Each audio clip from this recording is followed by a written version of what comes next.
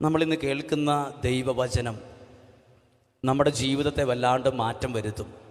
കാരണം ആ ദൈവവചനത്തിന് എന്നെ വളരെ സ്വാധീനിക്കാൻ കഴിഞ്ഞിട്ടുണ്ട്. വേറൊന്നിനെക്കുറിച്ചുമല്ല പറയുന്നത്, പ്രാർത്ഥനാ ജീവിതത്തെക്കുറിച്ചാണ്. Prayer life. ഈശോ നമ്മുടെ കയ്യിൽ ഉപയോഗിക്കാൻ തന്ന ആയുധത്തിൻ്റെ പേരാണെന്ത്? പ്രാർത്ഥനാ ജീവിതം. ഇത് പലർക്കും ഉപയോഗിക്കാൻ അറിയത്തില്ല, ആഗ്രഹമുണ്ടെങ്കിലും പറ്റുന്നില്ല. ഇങ്ങനെ വലിയൊരു പ്രതിസന്ധിയിലാണ് നമ്മളെല്ലാം ഉള്ളത്. നമുക്കെല്ലാം ആഗ്രഹമുണ്ട് നന്നായിട്ടൊന്ന് പ്രാർത്ഥിക്കണമെന്ന്, പക്ഷേ നമ്മുടെ ആഗ്രഹം സാധിക്കാറില്ല. ഒരു ദിവസം പ്രാർത്ഥിച്ചാൽ 10 ദിവസം പ്രാർത്ഥിക്കാത്തവരാണ് നമ്മൾ പലരും. എന്നെയും കൂടെ ഉൾപ്പെടുത്തിയാണ് ഇത് പറയുന്നത്. ഒരു മാസം പ്രാർത്ഥിച്ചാൽ പിന്നെ ഒരു 6 മാസത്തേക്ക് പ്രാർത്ഥിക്കണമെന്ന് തോന്നുക പോലുമില്ല. ഈശോ നമ്മുടെ കയ്യിൽ ഉപയോഗിക്കാൻ തന്ന ആയുധമാണ് പ്രാർത്ഥനാ ജീവിതം. ഈ ഒരൊറ്റ ആയുധം മതി മറ്റെല്ലാ ആയുധങ്ങളെയും തകർക്കാൻ. അനുഭവമുള്ളവർ പറയൂ, അത് എങ്ങനെയാണ് എവിടം വരെ എത്തിയത്? പ്രാർത്ഥന കൊണ്ടെന്ന് പറയും. പ്രാർത്ഥന എന്ന ഒറ്റ ആയുധം മതി നമ്മുടെ ജീവിതത്തിൻ്റെ എല്ലാ അവസ്ഥകളിലും മാറ്റം വരുത്താൻ. പറഞ്ഞേ ഹല്ലേലൂയ. പക്ഷേ ഈ വിഷയം കേൾക്കുമ്പോഴേ നമുക്ക് ഉറക്കം വരും, ക്ഷീണം വരും, ഭയങ്കര ബുദ്ധിമുട്ടാണിത്. പക്ഷെ നിങ്ങൾക്കിന്ന് പ്രാർത്ഥിക്കാൻ പ്രചോദനം കിട്ടുന്ന ഒരു വചനം പറയാം. എത്ര ആഗ്രഹമില്ലാത്ത ആളുകളും പ്രാർത്ഥനയ്ക്ക് ഇത്രയും വിലയുണ്ടോ എന്ന് ചിന്തിക്കും. സുവിശേഷത്തിൽ ഈശോയിൽ കാണുന്ന ഒറ്റ പ്രത്യേകതയുള്ളൂ. ഏത് പ്രത്യേകത? പ്രാർത്ഥിക്കുന്ന പ്രത്യേകത. ബൈബിളിൽ എത്രയോ പ്രാവശ്യം എഴുതിയിരിക്കുകയാണ്, അവൻ ഒരു സ്ഥലത്ത് പ്രാർത്ഥിച്ചു കൊണ്ടിരിക്കുകയായിരുന്നു. അവൻ പ്രാർത്ഥന കഴിഞ്ഞ് ഉടനെ ഇറങ്ങി വന്നു. രാത്രി മുഴുവൻ പ്രാർത്ഥിച്ചു. അവനൊരു കല്ലേറ് ദൂരം മാറിയിരുന്ന് പ്രാർത്ഥിച്ചു. ഈശോ പോലും ശക്തമായി പ്രാർത്ഥിച്ചിരുന്നു. അങ്ങനെയെങ്കിൽ പുല്ലുപോലെ വാടിപ്പോകുന്ന സാധാരണക്കാരായ നമ്മൾ എന്തേരം കൂടുതൽ അളവിൽ പ്രാർത്ഥിക്കേണ്ടിയിരിക്കുന്നു. ഹല്ലേലൂയ. അവർക്ക് പറഞ്ഞേ ഹല്ലേലൂയ. ദൈവത്തിൻ്റെ അനുഗ്രഹം ഒഴുകുന്ന ദിവസമാണ്.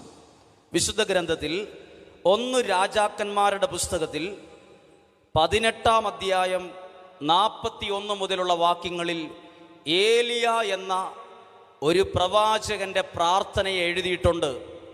ഏലിയായുടെ പ്രാർത്ഥന. സമയക്കുറവുള്ളതുകൊണ്ട് അത് വേഗത്തിൽ പറയാം. ഏലിയായെക്കുറിച്ച് പറയുന്നതെന്നറിയോ? ഏലിയ എന്നെപ്പോലെയും നിങ്ങളെപ്പോലെയും ഒരു മനുഷ്യനായിരുന്നു എന്ന് എഴുതിയിട്ടുണ്ട്. അപ്പോൾ നമ്മളെപ്പോലെ തന്നെയായിരുന്നു ഏലിയ. പ്രാർത്ഥിക്കാൻ ഇഷ്ടമില്ല, പ്രാർത്ഥിക്കുമ്പോൾ മടുക്കൊക്കെ തോന്നും. നമ്മളെപ്പോലെ തന്നെ ഒരാളാണ് ഏലിയ. പക്ഷെ ഒരു സമയത്ത് ഏലിയ ഒരു പ്രത്യേക വിധത്തിൽ പ്രാർത്ഥിച്ചു. അത് കാര്യങ്ങളെ മുഴുവൻ മാറ്റിമറിച്ചത് ഏലിയായുടെ ഒറ്റ പ്രാർത്ഥന കൊണ്ടാണ്. അതാണ് എഴുതിയിരിക്കുന്നത് 18-ാം അധ്യായത്തിൽ 41 മുതലുള്ള തിരുവചനങ്ങൾ. ഇങ്ങനെയാണ്, ശ്രദ്ധിച്ച് കേൾക്കുമോ? ഏലിയായും ഒരു ഭൃത്യനും ആഹാബും, ഇങ്ങനെ 2-3 പേര് ഒരു കാർമൽ മലയുടെ മുകളിലേക്ക് പോകുന്നു. കാർമൽ മലയുടെ മുകളിൽ, ഒരു മലയുടെ മുകളിൽ പോവുകയാണ്. സാഹചര്യങ്ങൾക്ക് മാറ്റം വരുത്താൻ ഏലിയ പ്രാർത്ഥിക്കാൻ പോയതാണ്. നമ്മളിപ്പോൾ ഇരുന്ന് പ്രാർത്ഥിക്കുന്നത് നല്ല പന്തലും ഫാനും കാർപ്പറ്റും എല്ലാ സുഖസൗകര്യങ്ങളോടെയാണ്. ഏലിയ പ്രാർത്ഥിച്ച സ്ഥലത്ത് ഒരു കസേരയോ ഫാനോ ഒന്നും ഒരു സ്പെഷ്യലായിട്ട് ഒരു അറേഞ്ച്മെൻറ്റ് നടത്തിയിട്ടില്ല. വെറും പച്ച മണ്ണിൽ. എന്നിട്ട് ഏലിയ അവിടെ ചെയ്തതെന്നറിയാമോ? ഏലിയ മലയുടെ മുകളിൽ കയറി മുട്ടും മടക്കി ഏലിയായുടെ ശിരസ്, തല ഏലിയായുടെ 2 മുട്ടിൻ്റെയും ഇടയിലാക്കി ഇരിക്കത്തക്ക വിധം അത്രയും വളഞ്ഞ് ആ മനുഷ്യൻ കാർമൽ മലയുടെ മുകളിലിരുന്നു. അപ്പോൾ കൂടെ ഉണ്ടായിരുന്ന മനുഷ്യൻ, ഭൃത്യൻ, ഭക്ഷണപാനീയങ്ങൾ മേടിക്കാൻ വേണ്ടി പോയി. ഹല്ലേലൂയ. കുറച്ച് കഴിഞ്ഞപ്പോൾ ഏലിയ ഇങ്ങനെ പ്രാർത്ഥിച്ചു കഴിഞ്ഞ് തല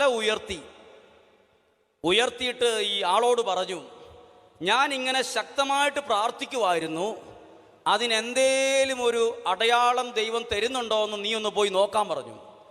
ഭൃത്യൻ ഇത് പോയി നോക്കാൻ വേണ്ടി പോയി.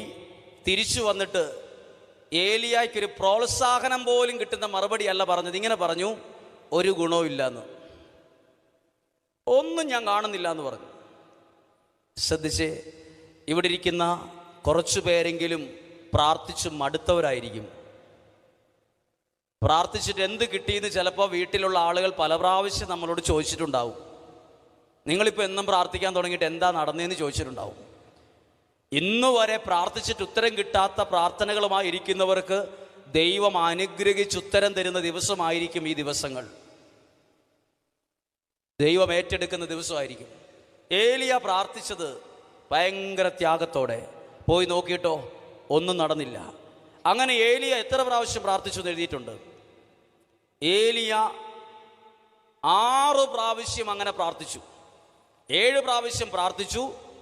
6 പ്രാവശ്യം പ്രാർത്ഥിച്ചിട്ടും ഏലിയായുടെ പ്രാർത്ഥനയ്ക്ക് ഒരു മറുപടിയും കിട്ടിയിട്ടില്ല.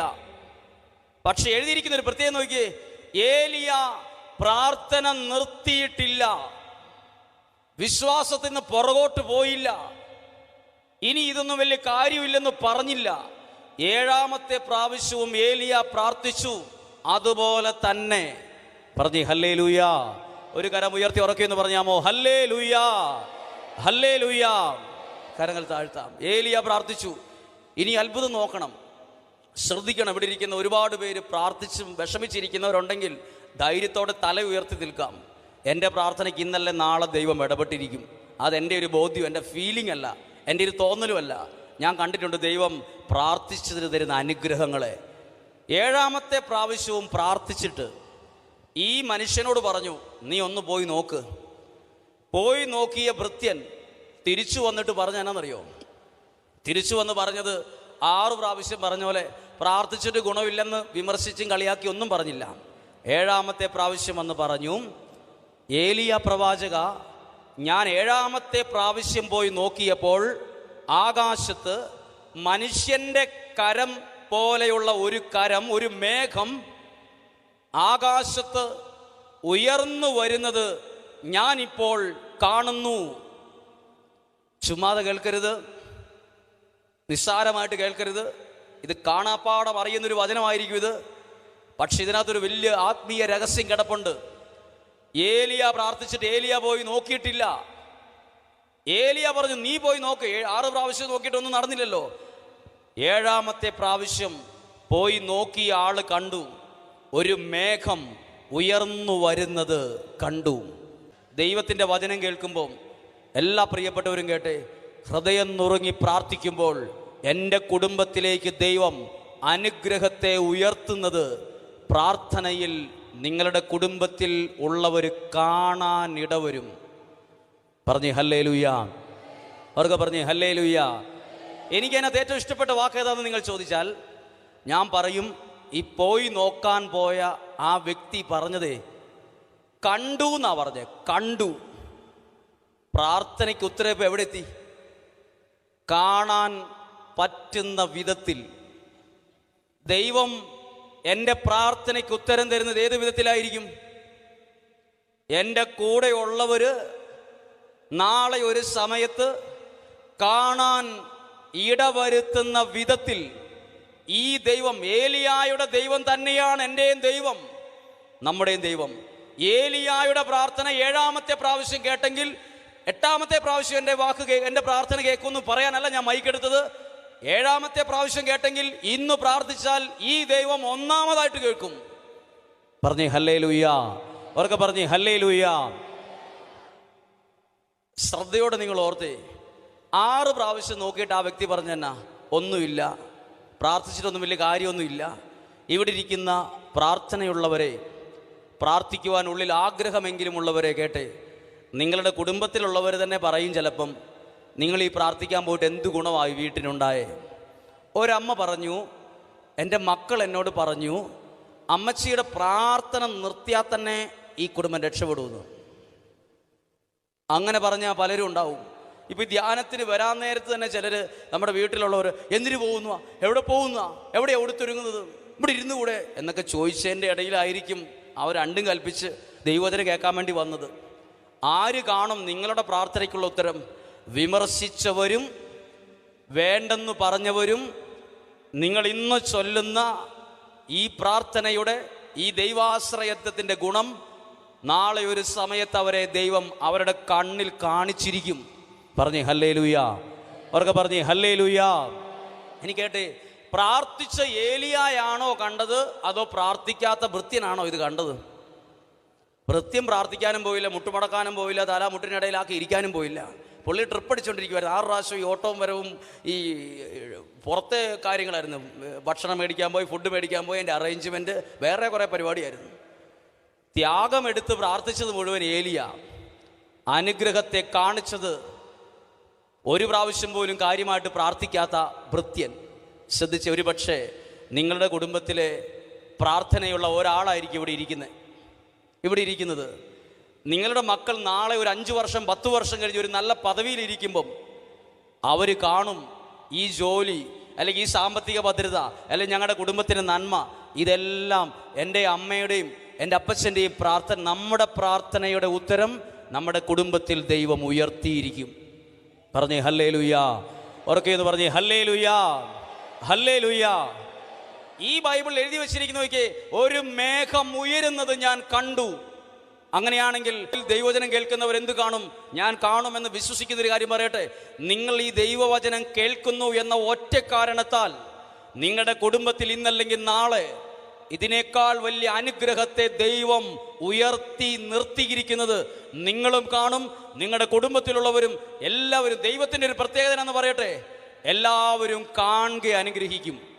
എല്ലാവരും നോക്കി നിൽക്കുമ്പോൾ അനുഗ്രഹിക്കും. അത് ദൈവത്തിൻ്റെ ഒരു പ്രത്യേകതയായി ബൈബിൾ കാണിക്കുന്നുണ്ട്. പറഞ്ഞേ ഹല്ലേലൂയാ. അവർക്ക് പറഞ്ഞേ ഹല്ലേലൂയാ. ഇങ്ങനെ ഒരുപാട് കുടുംബങ്ങളിൽ അനുഗ്രഹത്തെ ദൈവം ഉയർത്തിയിട്ടുണ്ട്. അന്ന് മാത്രമല്ല, ഇന്നും എത്രയോ അനുഗ്രഹങ്ങൾ അങ്ങനെ കൊണ്ടുവരുന്നുണ്ട്. ഞാൻ അനുഭവിച്ച ഒരാളാണ്.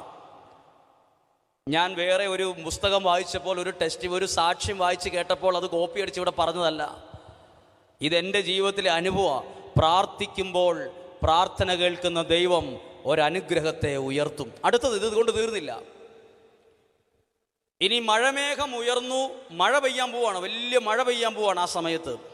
അപ്പോൾ പ്രാർത്ഥിച്ച് ഏലിയ എന്നാ പറഞ്ഞു എന്നറിയാമോ?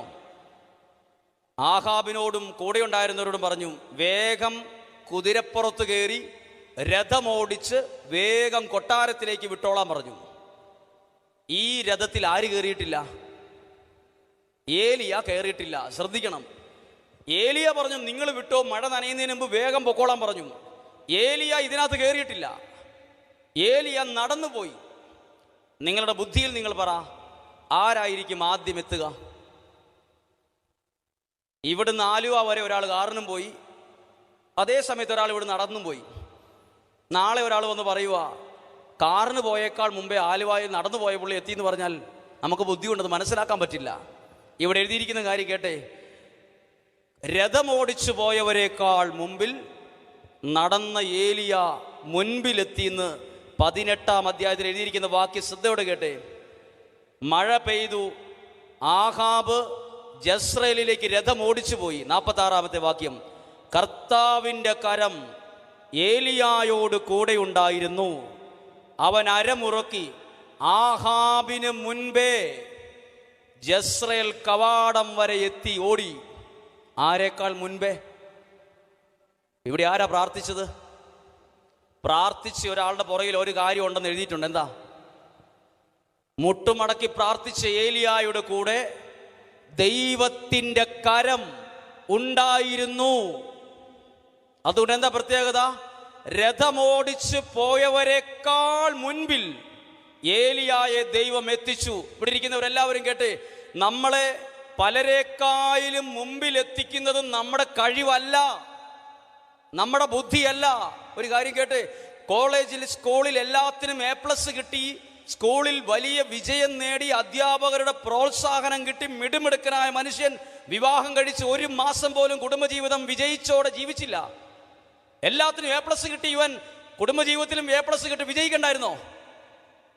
കോളേജിലും സ്കൂളിലും എല്ലാത്തിനും ടോപ്പായിട്ട് നിന്ന പലരും ബിസിനസ്സിൽ പരാജയപ്പെട്ടു, വിവാഹ ജീവിതത്തിൽ പരാജയപ്പെട്ടു. എല്ലാവരെക്കാളും മുമ്പന്തിയിൽ എത്തിക്കുന്നത് നമ്മുടെ കഴിവല്ല, അത് തലയ്ക്ക് മുകളിൽ അനുഗ്രഹിക്കുന്ന ദൈവം കൂടെ ഉണ്ടേലേ. ഏലിയായെ കുറിച്ച്, ഏലിയ മുൻപിലെത്തിക്കുന്നത് ദൈവമാണ്. ഒന്ന് പറഞ്ഞേ ഹല്ലേലൂയാ. അവർക്ക് പറഞ്ഞേ ഹല്ലേലൂയാ. ഒരു കരം ഉയർത്തി ശക്തിയോടെ ഇത് പറഞ്ഞേ ഹല്ലേലൂയാ, ഹല്ലേലൂയാ.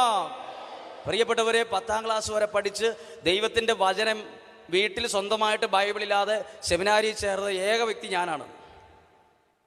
ഒരു വചനം പോലും അറിയില്ല, വീട്ടിലൊരു ബൈബിളും ഇല്ല, ബൈബിളിൻ്റെ സ്ഥാനത്ത് കുറേ കടലാസ്. ഇന്നെനിക്ക് ഓർക്കുമ്പോൾ അതൊക്കെ പലരും വിശ്വസിക്കുമെന്ന് തന്നെ പേടിയാണ്. എനിക്ക് തന്നെ ചില കാര്യങ്ങൾ വിശ്വസിക്കാൻ പേടിയാണ്. എനിക്ക് തന്നെ ചിലപ്പം പ്രാർത്ഥിക്കും, ചിലപ്പം ഇതൊക്കെ സത്യമാണെന്ന് എനിക്ക് വിശ്വസിക്കാനുള്ള ഒരു കഴിവ് തരണേ എന്ന്. കാരണം എനിക്ക് തന്നെ ചിലപ്പോൾ അതൊക്കെ ഓർക്കുമ്പോഴേ ഒക്കെ നടന്നത് സത്യമാണോ എന്ന് എനിക്ക് തന്നെ ചിലപ്പോൾ തോന്നും. അതിലൂടെ കടന്നു ബൈബിൾ വായിക്കാത്ത പ്രാർത്ഥിക്കാത്ത എന്നെ എങ്ങനെ ഇവിടെ എത്തിച്ചു? ആ സമയത്ത് ആരോ പറഞ്ഞു തന്ന ഒരു കാര്യം എൻ്റെ ചങ്കിനകത്ത് കിടപ്പുണ്ട്. ദൈവത്തിലുള്ള ആശ്രയത്വം. ഇതാണ് പലരെക്കാളും മുമ്പേ പോലുള്ള ഈ സ്ഥലത്ത് എന്നെ ഇവിടെ എത്തിച്ചു നിർത്തി. എന്നേക്കാൾ കഴിവുള്ള എത്രയോ പേരുണ്ടായിരുന്നിട്ടും ഇതുപോലെ ഒരു അൾത്താരയുടെ മുമ്പിൽ ഇത്രയും നല്ല സൗണ്ട് സിസ്റ്റത്തിലൂടെ സംസാരിക്കാൻ എന്നെ നിർത്തും. ഞാൻ എത്ര ബുദ്ധി കൊണ്ട് തലകുത്തി നിന്നാലും നടക്കുകയല്ലാത്തൊരു സ്ഥലത്താണ് നിൽക്കുന്നതെന്ന് 100ൽ 110% എനിക്ക് ഉറപ്പുണ്ട്. അതുകൊണ്ട് ഞാൻ ആത്മാവിൽ ഒരു കാര്യം പറയാം, നമ്മളെ മുന്നിലെത്തിക്കുന്നത് ദൈവത്തിൻ്റെ കരമാണ്. പറഞ്ഞേ ഹല്ലേലൂയാ. ഇവിടെ ഇരിക്കുന്ന എല്ലാ പ്രിയപ്പെട്ടവരും കേട്ടെ, ദൈവവചനം കേൾക്കാൻ കിട്ടുന്ന അവസരം ഒരിക്കലും പാഴാക്കരുത്. നമ്മൾ വിചാരിക്കും നമ്മുടെ മക്കൾ പഠിക്കണ്ടേ, ആ ജോലി ചെയ്യണ്ടേ, നാളത്തെ കാര്യങ്ങൾ എങ്ങനെ ക്രമീകരിക്കും. നമ്മുടെ ബുദ്ധിയിൽ നോക്കിയിട്ട് നമ്മൾ എന്നും ഇങ്ങനെ തന്നെയാണ്. എന്നാ കേട്ടെ, എൻ്റെ ആശ്രയം ദൈവത്തിലാണ്. ദൈവവചനത്തിന് വേണ്ടി മാറ്റിവെക്കുമ്പം ദൈവം നമ്മളെ എല്ലാവരേക്കാളും മുമ്പിൽ കൊണ്ടുപോയി നമ്മളെ നിർത്തും.